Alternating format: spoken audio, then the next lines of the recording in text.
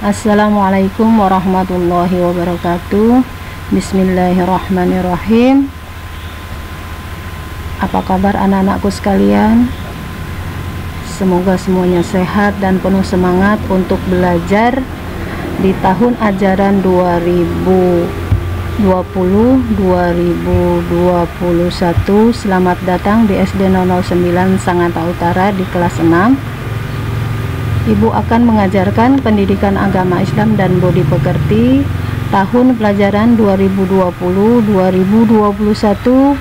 kelas 6 semester 1. Perkenalkan, nama ibu adalah Ibu Hasniah SPDI.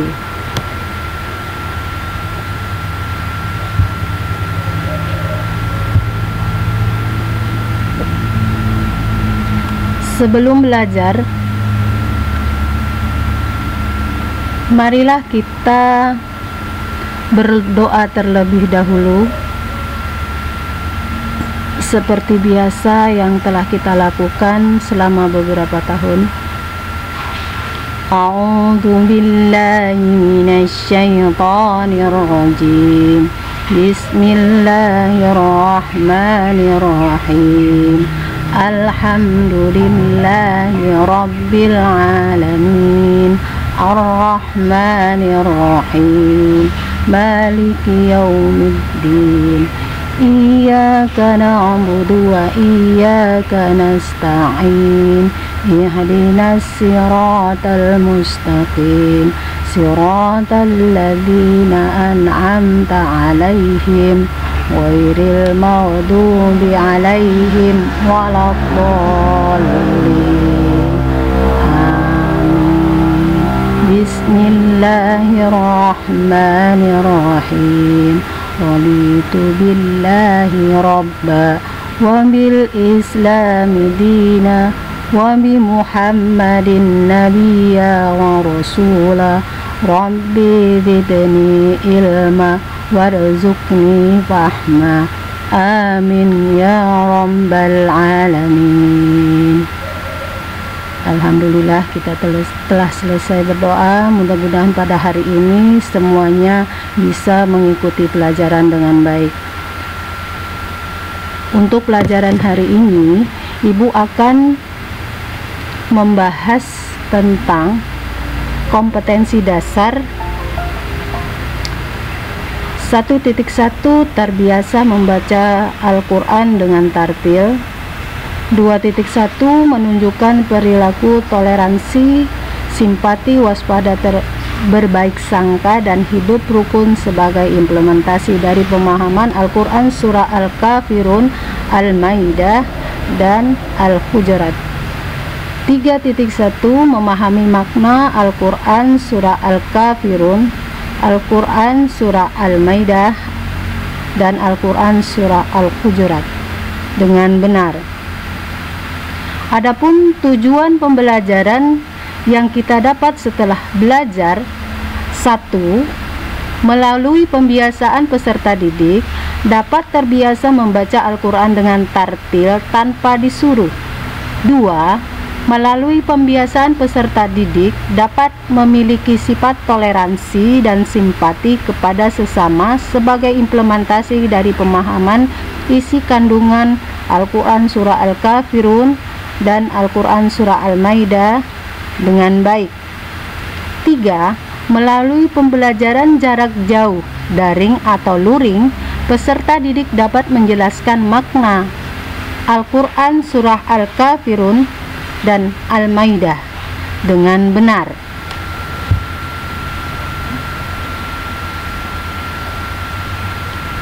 Untuk pembelajaran hari ini kita masuk di bagian A. Yang akan kita bahas adalah surah Al-Kafirun. Ayo kita membaca surah Al-Kafirun dengan terjemahannya. A'udzu billahi minasy syaithanir rajim.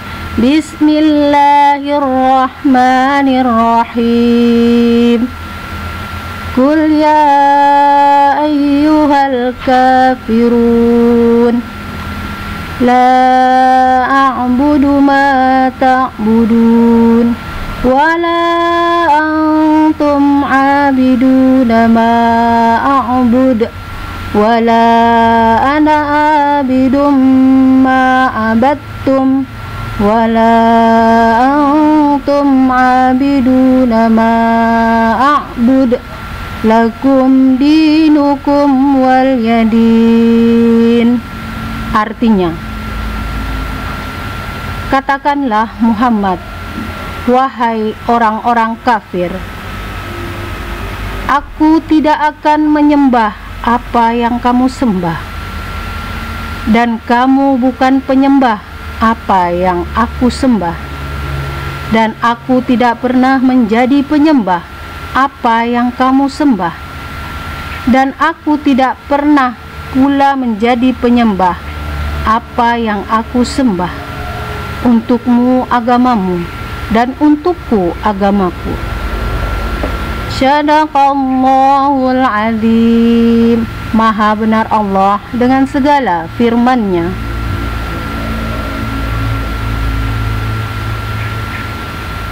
Baik, agar kita lebih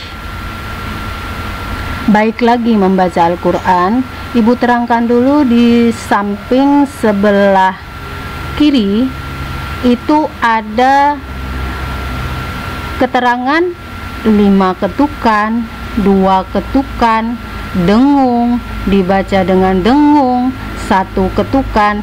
Itu adalah panjang pendek dalam membaca Al-Quran. Nanti kita akan pelajari selanjutnya tentang tajwidnya di pertemuan berikut. Baik, untuk kita belajar untuk hari ini kita menggunakan ketukan.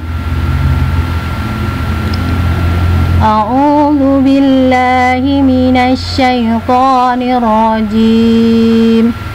Bismillahirrahmanirrahim. Qul ya ayyuhal kafirun la a'budu ma ta'budun wala antum 'abiduna ma a'bud wala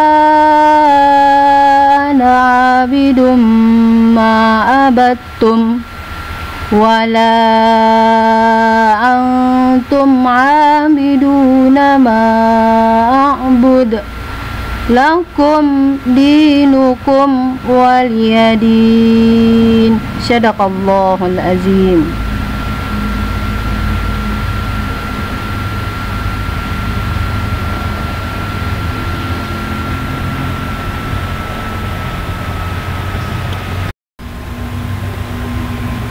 Setelah kita belajar membaca Al-Quran dengan baik, anak-anakku sekalian, mohon nanti setelah belajar itu di video untuk setoran pembacaan surah Al-Kafirun.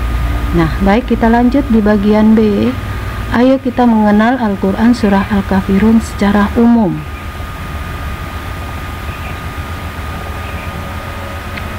Surah Al-Kafirun adalah surah ke-109. Jumlah ayat surah Al-Kafirun ada 6 ayat. Surah Al-Kafirun mengisyaratkan tentang pupusnya harapan orang-orang kafir Quraisy Mekah zaman itu terhadap dakwah Nabi Muhammad SAW. Nabi Muhammad SAW tidak mau mengikuti tata cara beribadah orang-orang kafir Quraisy. Mereka dipersilakan beribadah menurut ajaran agamanya sendiri. Surat Al-Kafirun tergolong dalam surah Makkiyah. Kenapa? Karena diturunkan di kota Mekah sesudah surah Al-Ma'un. Surah Al-Kafirun atau Al-Kafirun itu sendiri artinya adalah orang-orang kafir, yang diambil dari perkataan Al-Kafirun, terdapat dalam surah Al-Kafirun ayat 1.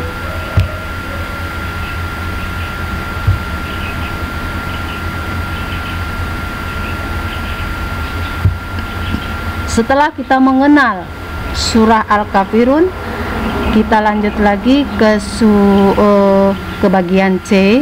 Ayo kita mempelajari makna tiap-tiap ayat dari surah Al-Kafirun. Sudah siap semua? Baik. Ayat 1. A'udzu billahi minasyaitonir rajim. Bismillahirrahmanirrahim. Qul ya ayyuhal kafirun. Artinya, katakanlah Muhammad, wahai orang-orang kafir.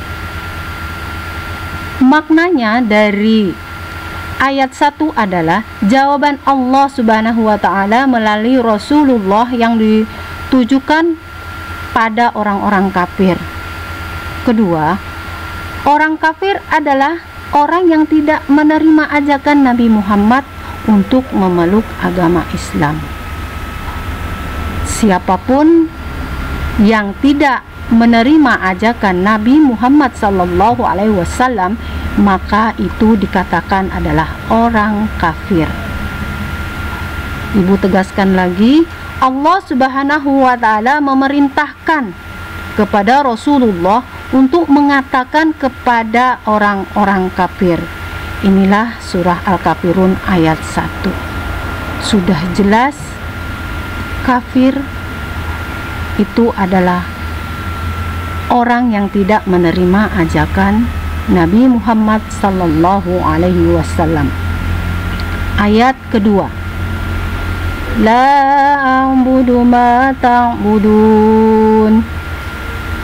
Aku tidak akan menyembah apa yang kamu sembah. Makna ayat tersebut, kita tidak boleh menyembah atau beribadah berdasarkan tata cara ibadah orang lain atau agama lain. Maksudnya, agama masing-masing mempunyai tata cara yang diajarkan dengan agamanya sendiri. Kita jangan sekali-kali mengikuti tata cara ibadah agama lain.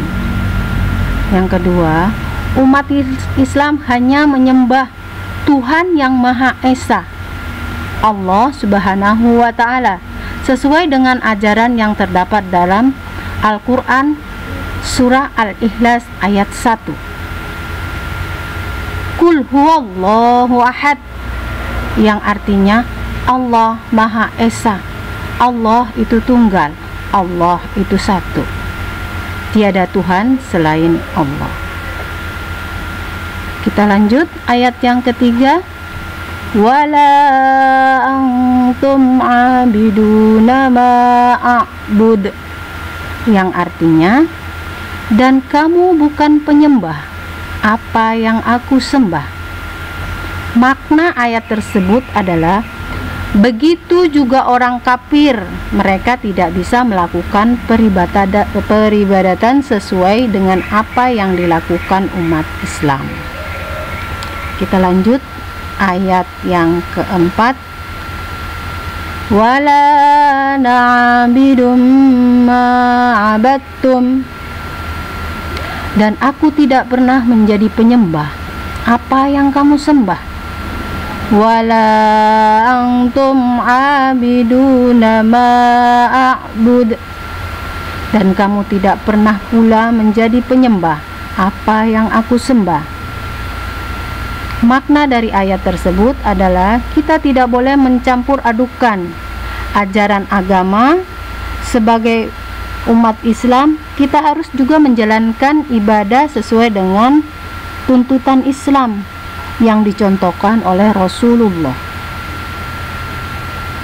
Ditekankan lagi, dalam akidah atau keyakinan, keimanan bahwa Islam itu berbeda dengan agama yang lain, sehingga kita tidak boleh beribadah seperti agama lain, ataupun sebaliknya, agama lain ikut beribadah seperti umat Islam.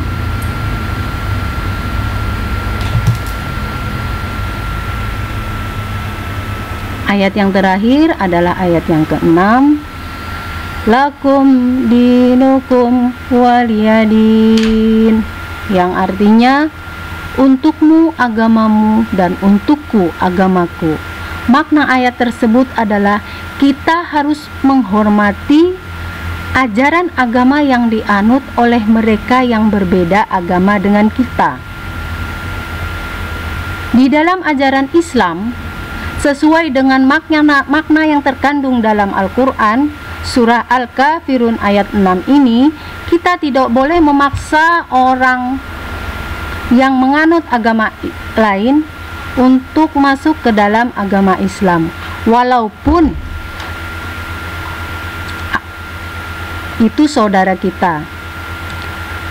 Apabila memaksa orang yang menganut agama lain untuk beribadah sesuai dengan ajaran Islam.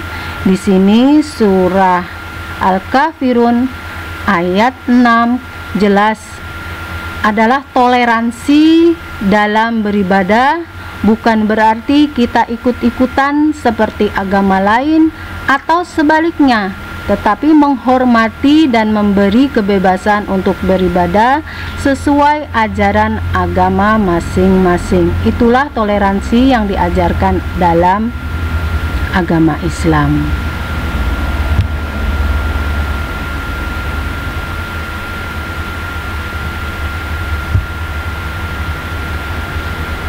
Kita masuk dalam bagian D.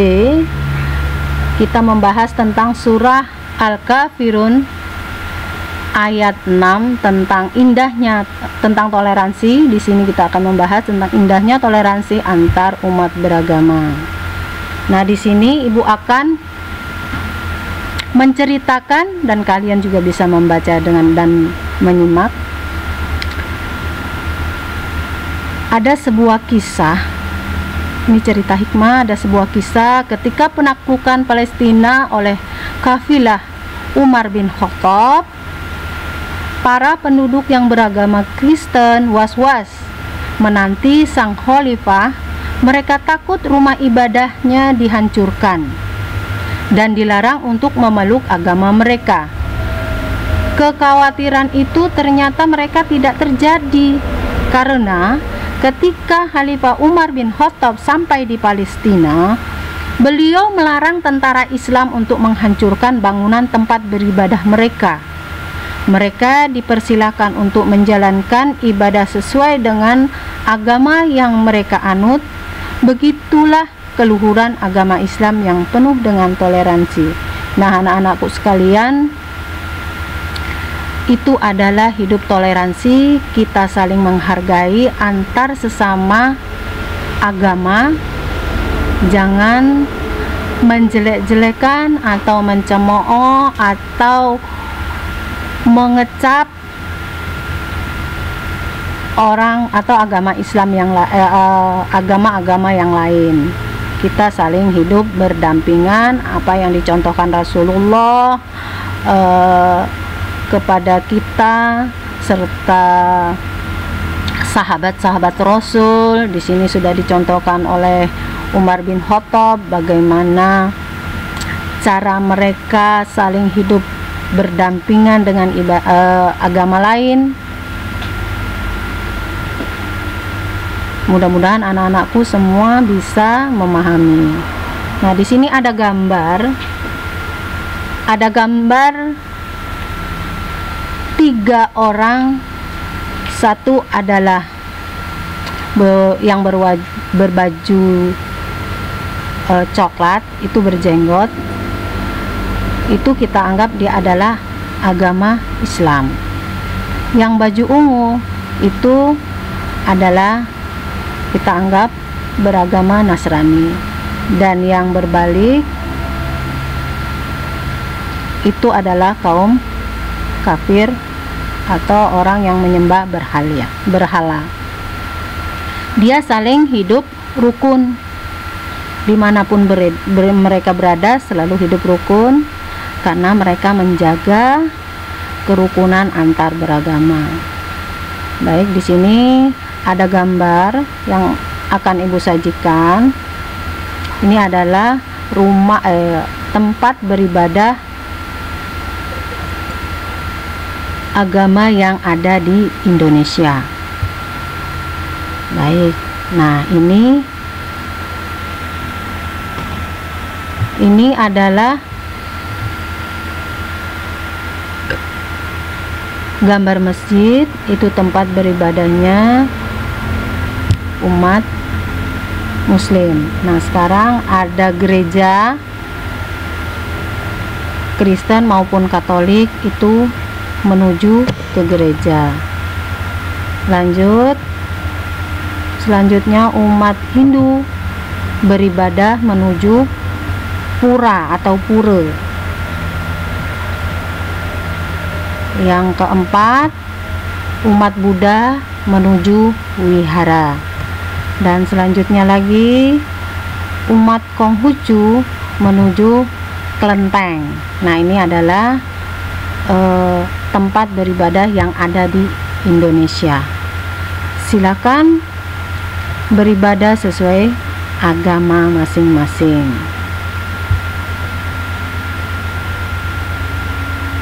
Alhamdulillah, penjelasan untuk pembelajaran hari ini telah selesai. Untuk materi yang telah kita bahas tadi, Ibu akan di akhir session nanti ada penilaian. Penilaian yang pertama itu spiritual. Ibu akan membaca Al-Quran surah Al-Kafirun. Yang kedua, masalah sosial, sikap toleransi antar agama yang ada di Indonesia sesuai dengan surah Al-Kafirun. Yang ketiga itu penilaian tentang pengetahuan. Di akhir session nanti Ibu akan memberikan soal. Mohon nanti anak-anakku sekalian untuk menjawab di buku tulis. Silahkan langsung dikirim ke nomor Ibu pribadi. Lanjut keterampilan penilaian praktek membaca surah Al-Kafirun. Ibu akan mengambil penilaiannya melalui video. Silakan kalian nanti membaca dan di video juga kirim ke Ibu.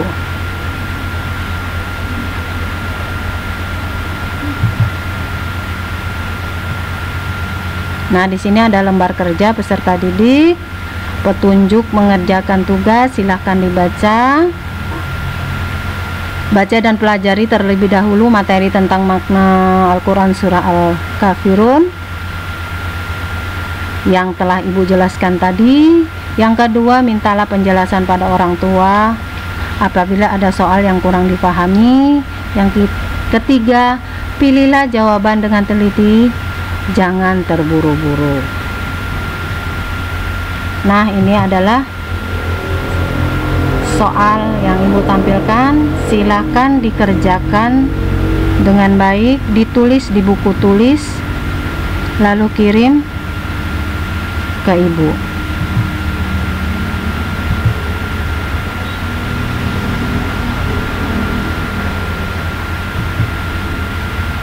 Selamat mengerjakan dan terima kasih.